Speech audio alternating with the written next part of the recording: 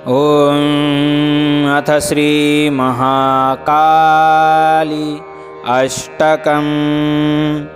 ॐ गलत्रक्तमुण्डावलिकण्ठमाला महाघोररावा सुदंष्ट्राकराला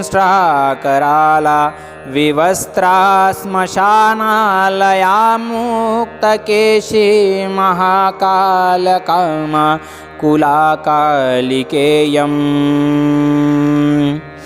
भुजे वामयुग्मे शिरोसिं दधाना वरं दक्षयुग्मे भयं वै तथैव सुमध्यापि तुङ्गस्तनाभारणं लसद्रक्तसुक्काद्वयासु स्मितास्य शवद्वन्द्कर्णावितंसा सुकेशी लसत्प्रेतपाणिं प्रयुत्ते ककांची शवाकारमाचाधिरूढा शिवाभिश्रुतिदिक्षु शब्दामानभिरेजे।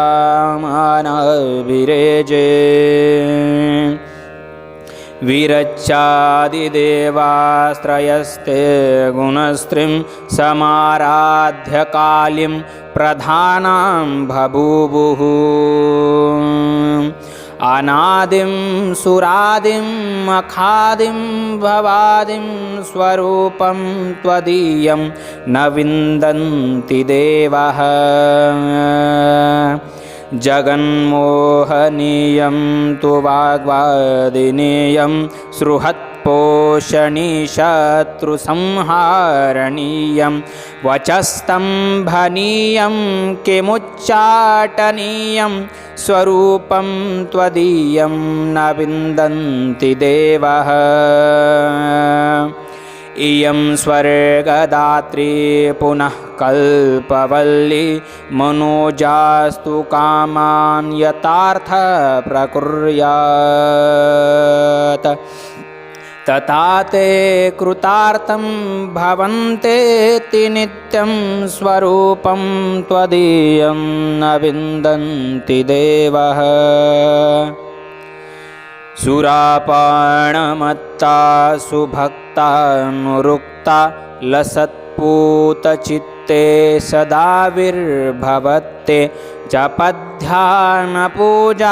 सुदाद्योतपङ्का स्वरूपं त्वदीयं न विन्दन्ति देवः।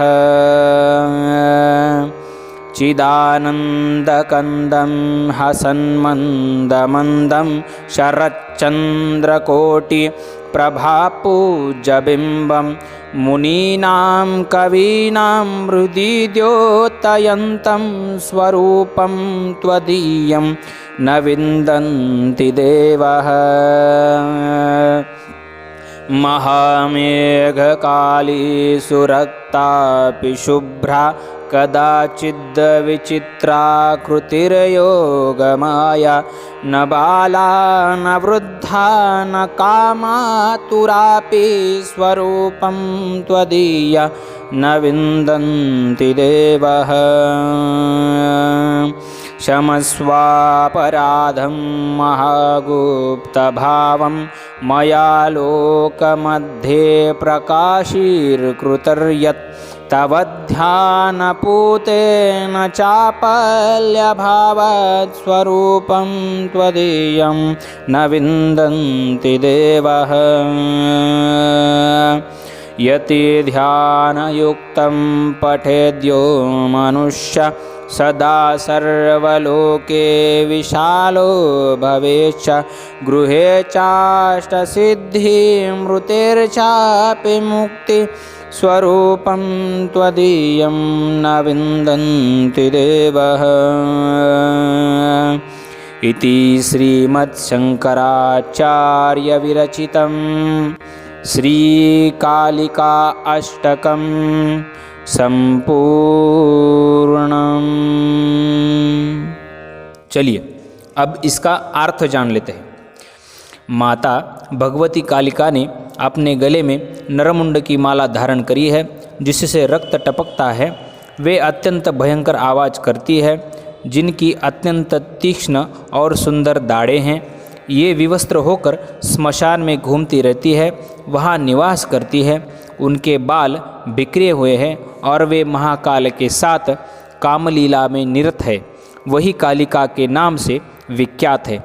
इन्होंने अपने दोनों बाएं हाथों में नरमुंड तथा खड्ग धारण किए हैं और अपने दोनों दाएं हाथों में वर या अभय मुद्रा धारण करी है, जिनका कटी तट यानी कमर अत्यधिक मन को हरने वाला है तथा उभरे हुए स्तनों के भार से कुछ आगे की ओर झुकी हुई है, जिनके दोनों ओंठ रक्त से सुशोभित है, जो धीमी धीमी गति से हंस रही है। यह वही महाकालिका है।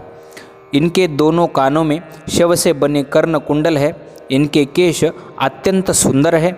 शवों के हाथों से बनी कमर पट्टे की माला को ये धारण करती हैं और उससे सुशोभित होती है। वे शव को आसन के रूप में उपयोग करती हैं, उस पर बैठती है और उनके चारों ओर से भयंकर सियारों की आवाज़ आती है। ये वही संसार में विख्यात महाकाली है। हे माते, ब्रह्मा, विष्णु, महेश इन तीनों देवों ने आपके एक एक गुण सत, रजस, तमस की उपासना करी है, इसी कारण से वे महान हो गए हैं। हे माते, आपके अनादि, सुरादि, मखादि एवं सृष्टि के अन्य स्वरूपों को देवता भी पाने में असमर्थ है। हे माते, आपका यह स्वरूप संपूर्ण जगत को मोहित करने वाला है, वाणी के द्वारा स्तुति किए जाने योग्य है। ये भक्त का पालन करने वाला तथा शत्रु का विनाश करने वाला है, वाणी का स्तंभन तथा उच्चाटन करने वाला है। आपके इस स्वरूप को पूर्ण रूप से तो देवता भी नहीं जानते। हे माते, यह आपकी स्तुति स्वर्ग को देने वाली तथा कल्पवृक्ष के समान है, इसीलिए यह उपासकों को और भक्तों की समस्त इच्छाएं पूर्ण करती है और वे सदा के लिए कृतार्थ हो जाते हैं। हे माते, आपके इस स्वरूप को देवता भी नहीं जानते। आप सुरापान में मत्त रहती हैं और अपने भक्तों पर सदा स्नेह रखती हैं। भक्त के मनोहर तथा पवित्र हृदय में ही सदा आपका आविर्भाव होता है। जप, ध्यान तथा पूजा रूपी अमृत से आप भक्तों के अज्ञान रूपी कीचड़ को धो डालती है। आपके इस स्वरूप को तो देवता भी नहीं जानते। हे माते, आपका यह मंद मंद मुस्काने वाला स्वरूप चित्त को अत्यंत आनंद प्रदान करता है। करोड़ों शरदकालीन चंद्रमा का प्रकाश प्रतिबिंब जिस प्रकार प्रकाश प्रदान करता है, वैसे ही मुनि तथा कवियों के हृदय में आप प्रकाश उत्पन्न करती हैं। आपके इस स्वरूप को तो देवता भी नहीं जानते। आपका स्वरूप घने काले मेघ के समान, तो कभी रक्त के समान लाल या फिर कभी प्रकाश के समान उज्जवल है। आप विचित्र आकृति वाली तथा योग माया का स्वरूप है। आप ना ही बाला, ना ही वृद्ध और ना ही कामातुर युवती है।